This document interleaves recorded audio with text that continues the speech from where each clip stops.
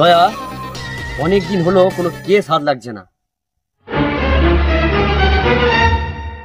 করা যায় বলো তো? কি হলো অভিজিৎ, এত হাঁপাচ্ছ?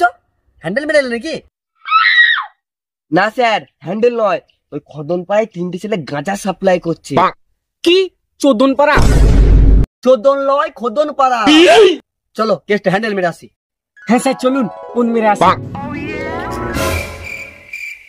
কোন মারা লয় বে, কেসটা সলভ করে আসি।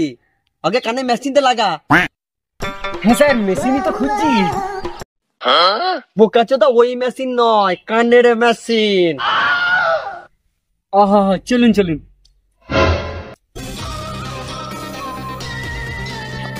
ডিসক্লেমার, ভিডিওটি শুধুমাত্র বিনোদনের জন্য, এটিকে সিরিয়াসলি নেবেন না। আস্তে আস্তে পেট ব্যথা ধরে গেলে কর্তৃপক্ষ দায়ী থাকবে না। এই ভিডিওটি থেকে বাচ্চারা দূরে থাকো। For better experience use headphone. এই বিন্দু মাসির বাড়িতে 500 গাঁজা সাপ্লাই হয়েছে? হ্যাঁ রে মারা, দিয়ে দিয়েছি। সাবাস। ধর ধর ধর, এই তো স্যার বসে রয়েছে।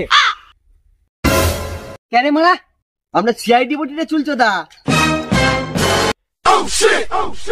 তোরা এখানে গাঁজা সাপ্লাই করিস? না স্যার, আমরা এখানে ছাগল চড়াই। খেপাচ্ছ তো অভিজিৎ, তুই কি সব ভুলভাল খবর নিয়ে এসছো? না স্যার, আমি তো শিওর আমার বাবা এদের কাছ থেকে গাঁজা নাই। শালা চুলচোদা।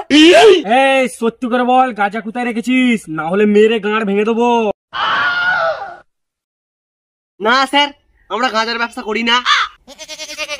ওই যখন আমাদের ছাগল ডাকছে। এই, চল, চল, চল।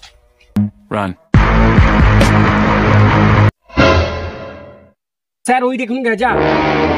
এর মানে কিছু বুঝতে পারলে দয়া? এই মালগুলি গাঁজা বিক্রি করে। আমি ভুলটা কি বললাম মারা?